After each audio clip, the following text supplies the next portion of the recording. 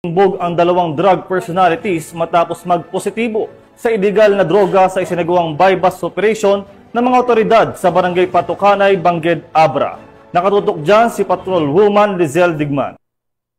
Tuloy na pagsisikap ng mga kapulisan ng Abra laban kontra illegal na droga sa probinsya. Arestado ang dalawang individual sa isang buy-bust operation na isinagawa sa Barangay Patukanay, Bangged, Abra noong ika-11 ng Hunyo taong kasalukuyan. Ang operasyon ay naging matagumpay dahil sa pinagsanib na puwersa ng mga tauhan ng Provincial Drug Enforcement Unit, Provincial Intelligence Unit Abra, Bangged Municipal Police Station, PDEA CAR, PIDEG SOU, Penarubia Municipal Police Station, Regional Intelligence Division ProCar, RMFB 1504, Maneuver Company, RIU 14, 1st at 2nd Abra PMFC at Tinug Municipal Police Station. Isa sa mga nanghuling drug personalities ay isang residente ng Abra at isa sa PNP Priority Top 10 High Value Target na nakategorya bilang pusher, at ang isa pang individual ay parehong residente ng Abra na nasa watch list ng PDEA na street level individual na nakategorya rin bilang pusher. Sa operasyon, nakumpiska ng mga operatiba ang 4 na piraso ng heat-sealed transparent plastic sachet na naglalaman ng white crystalline substance na hinihinalang shabu na may kabuuang 13.41 gramo at may halagang 91,189,000 standard drug price.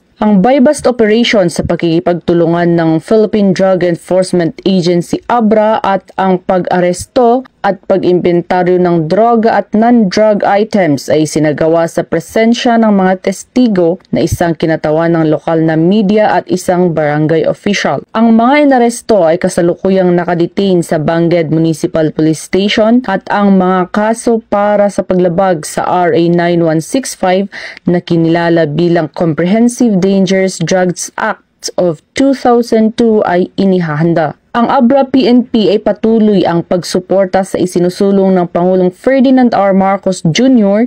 na whole-of-nation approach na kinakailangan para maging illegal drug-free ang ating bansa. Mula dito sa Rehiyon Cordillera, ako ang inyong PNN correspondent, Patrolwoman Digman, alagad ng batas, taga-taguyod ng Balitang Pulis.